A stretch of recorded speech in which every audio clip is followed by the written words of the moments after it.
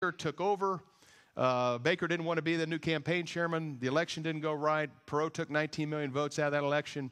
And unbeknown, and a total amazement to President Bush, he was defeated. Then Bill Clinton came over, took over, still to our amazement to this day. The Oslo Accords of 1993, the Jordanian-Israeli Peace Treaty of 1994, the White Plantation Agreement of 1998, but all his scandals, Whitewater, Lewinsky, the Chinese espionage scandal that he had broke on May 1st, 1998. At the time, he and Gore and Albright were putting the big squeeze on Netanyahu to give more land up. Big pressure. So for 12 days, we had the pressure from the White House on Netanyahu and 12 days of Chinese espionage articles, back to back on the front page of many newspapers around the United States. Love that picture. Clinton's attempt to achieve legacy of Mideast peace, his final effort was in July of 2000 when Barack offered 95% of Judea and Samaria. He offered to negotiate the future of Jerusalem, but Arafat turned the deal down according to his interview with Christiane Amanpour and CNN because he wanted control of the holy sites in Jerusalem. George W. Bush. See, President Bush wanted to be a facilitator, not an active participant in the Land for Peace process. That was his plan, because he'd seen his father and Bill Clinton expend all this political capital. I mean, Bill Clinton's most frequent visitor to the White House was Yasser Arafat during his 8 years in office. And he saw this, and he didn't want to be a facilitator. And I can tell you, his first 75 days in office could not have gone smoother. He had control of the House, control of the Senate, his Republican Party did. Sally Quinn of the Washington Post, left-leaning newspaper, stated Bush has the best cabinet in 100 years. And that's quite a compliment. He wanted to be the education president, a kinder, gentler Washington, D.C., like he had been so effective in Austin, Texas. He had big plans. Things were going well for him. And then Mubarak and Abdullah came to town. See, things were spinning out of control in Israel because Israel was responding to the terror. When things spin out of control in the Middle East, it's because Israel is saying enough is enough, and they aggressively go after the terrorist organizations.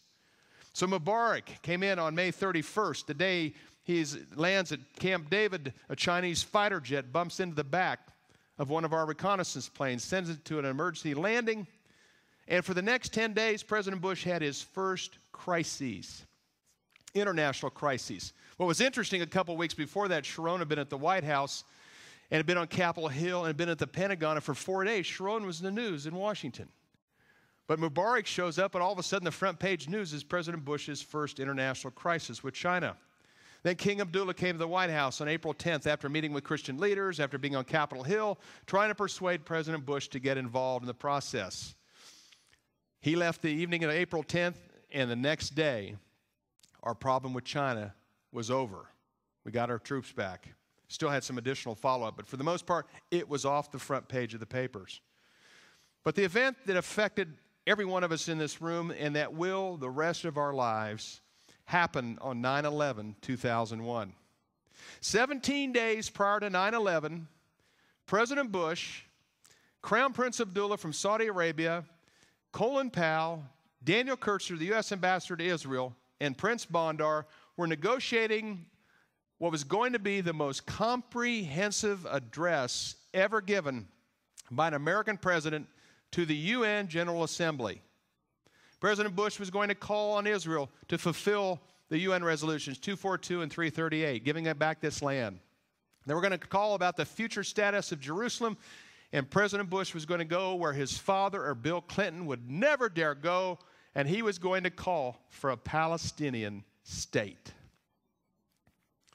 9/10, Bandar said, we have just finished this comprehensive round-the-clock effort.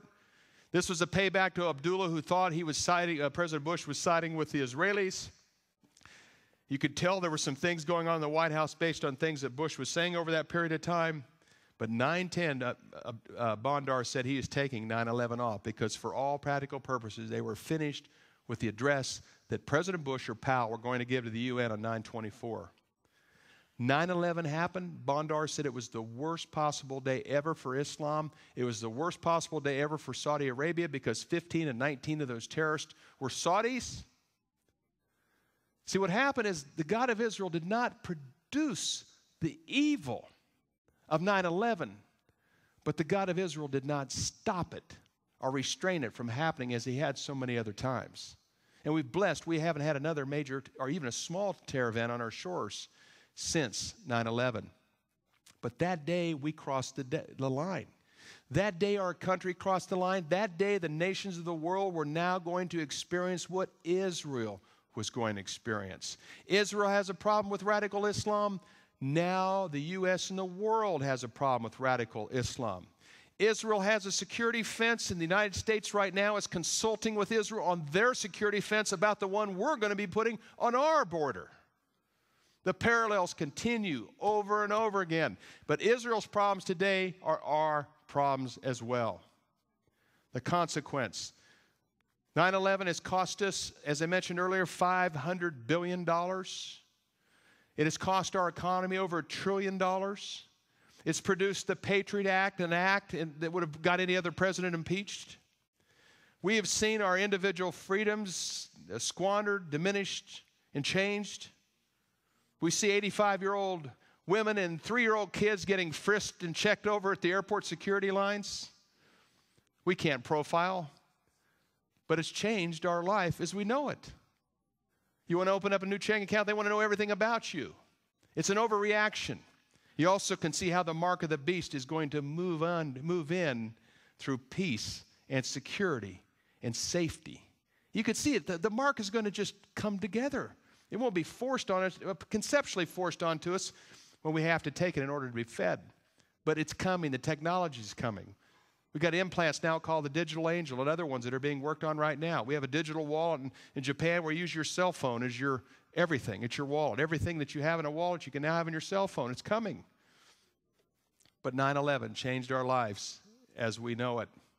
And now President Bush has made a personal commitment to Israel and Palestine, living side by side in peace and security. This is his commitment. Finally, President Bush got his message out on June 24th of 2002. That plan was merged into the Quartet roadmap that summer, and it was officially endorsed on December 20th, 2002. The UN, the U.S., Russia, and the EU met at the Oval Office December 20th, 2002 to confirm and affirm the Quartet roadmap. Israel had nobody there. This is what the nation's plan was for the nations of Israel. Matter of fact, that very same day, the UPI had an article entitled "The World Powers Have Submitted Their Plan to Israel." And as we know, every world power that's controlled the land of Israel has become a former world power, and the British have diminished much in their power. But the Quartet peace plan was finally delivered on April 30th, 2003. This is, as I mentioned, the United States, the EU, the UN, and Russia's way for Israel to divide their land.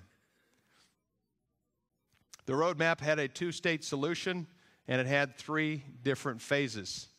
It hasn't even got to phase 1 yet because of the Palestinians. Unbeknown to the nations and their political leaders, they are on a collision course with the God of Israel over his covenant land. What also happened that first week of May, beginning on May 1st, right after the roadmap was delivered, the United States, who usually, they had a record in June 1992, the United States had 399 tornadoes in 1 month. Immediately after the roadmap was delivered, Colin Powell's May 3rd meeting with Assad in Syria, calling on Israel to leave the Golan Heights. The May 4th meeting where William Burns of the State Department blames Christian fundamentalists for the reason there isn't peace in Israel. And President Bush stating on May 9th to a University of South Carolina commencement address his commitment to Israel dividing their land and 2 states living side by side in peace and security. And Colin Powell going back to Israel on May 10th and May 11th, and then going over and seeing King Abdullah in Jordan on May 12th. we had 434 tornadoes in that 10-day period. We've never had anything like it. We did a special in the